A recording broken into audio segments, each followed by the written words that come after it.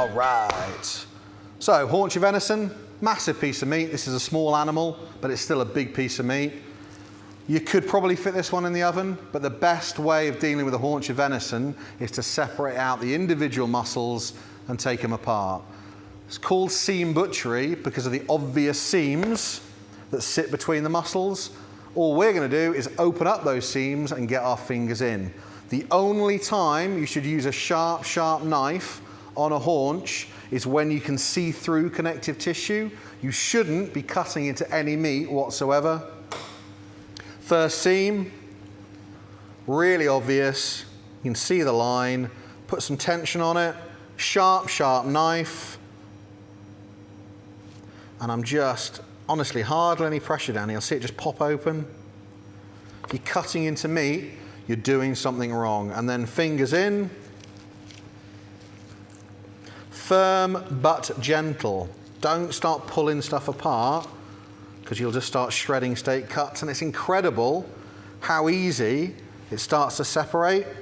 Now this is what I meant by being able to see through stuff.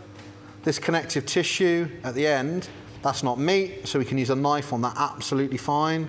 Sharp, sharp knife. And then once you've cut through that, this thing will open up like a briefcase.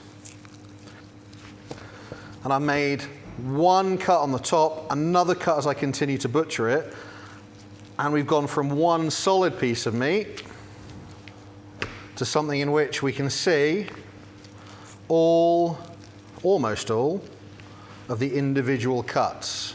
So we've gone from something which looks like that, one solid piece of meat, to something which looks like that.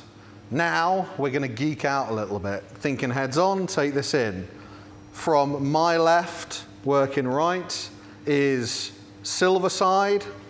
It sits on the top, this way up, but it's not the top side, it's the silver side. Next to the silver side, because muscles work in agonistic pairs, we have what's called the salmon cut. There are two salmon cuts in a haunch. Next to the salmon cut, not on the top, as we have it here, we have the top side, this chunky muscle. There's another salmon cut just sitting here, which is harder to see. This big lump of meat here is the thick flank. It's a thick piece of meat on the flank. It's called the thick flank. And then just at the top here is the rump. So this sits in place on top of the pelvis. This meat is of the same quality as fillet. Don't waste it, don't chuck it away with the pelvis. Make sure you use it. Rump, thick flank, top side with a salmon cut, silver side. So taking the muscles off once you've done this is really, really easy. We're going to start over this side, but we're going to take off the easiest muscles to take off first, and then we're going to do the last little complex bit right at the end. So first muscle to come off, doing it this way, is the rump. The rump has connectivity just there and only there. So thumb and finger, squeeze it in, and where it's connective tissue, that's where we make a cut. We don't want to be cutting into any meat. So that's our rump. Next cut, thumb and forefingers in, separate out these muscles, and where you can see that connective tissue, that white or see-through membrane, that's where you can use the knife, and that separates out the silver side. After the silver side, salmon cut, exactly the same technique. Push it flat, thumb and fingers in. Again, straight cut, not cutting into any meat, sharp knife. The only time you should need to cut is at the end of the muscle. Salmon cut. So we're going to take off the thick flank. It's pretty much the only time we'll use the tip of the knife to make a cut while we're butchering the whole animal. And the reason why we use the tip of the knife is because sat under the thick flank is the femur. And all I'm going to do, I'm going to take the tip of the knife, score it up the bone, a couple of times. See how that meat just pulls away? And then once I've made that cut, I'm going to turn it into a boxing glove. So I'm literally going to take my hand and I'm going to shape it around the bone. So my fingers go in this way, and I use my hand, my thumb, my fingers to force that muscle away from the bone. Connective tissue this end and this end with a thick flank. You can see that silver skin.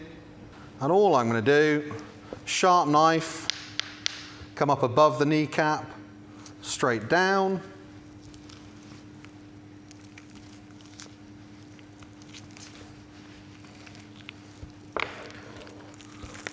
Firm but gentle.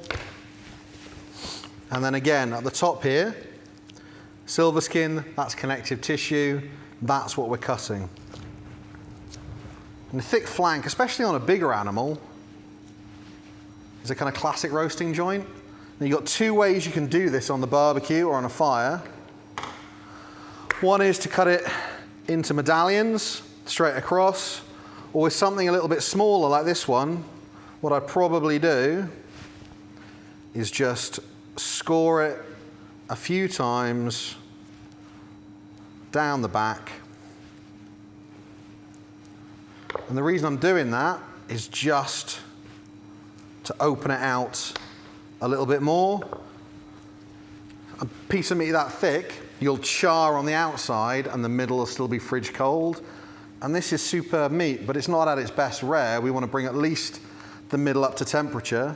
So I've opened it out, and I'm just going to put some pressure straight down on it. And that's going to break some of those muscle fibers. It's still going to bunch up a little bit when you put it on the fire, but it will cook much more evenly. Last muscle come off is the top side. This is a great piece of meat. I like big, chunky bits of steak, and this is thick muscle fibers and great texture. It's actually two separate muscles. You can't see the difference between the salmon cut and the top side just yet.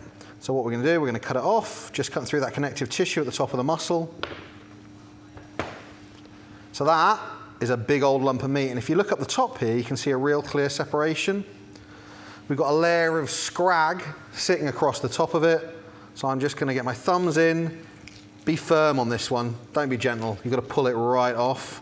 And that top layer of scrag will just pull away. Now, by taking that scrag off and just pushing my finger down between them, you can really clearly see the separation between the top side and this diamond-shaped salmon cut. With groups, a lot of the time, they'll just chuck this in as one bit of meat, so you might need to butcher it afterwards. Or sometimes this section, because it's quite small, especially on a smaller animal, goes into the stewing pot, which is no bad thing. You've got lots of steak cuts already. That's our top side. And one of the great things about top side is it takes very, very little trimming. So, main steak cuts from the haunch. We have the rump, which comes off the top near the pelvis. We have the silver side, which is the first big muscle you open up. Sitting next to that is the salmon cut. This is the thick flank, that big muscle that sits right on the femur, what would be the quads in a human being. And then we have our top side and our second salmon cut.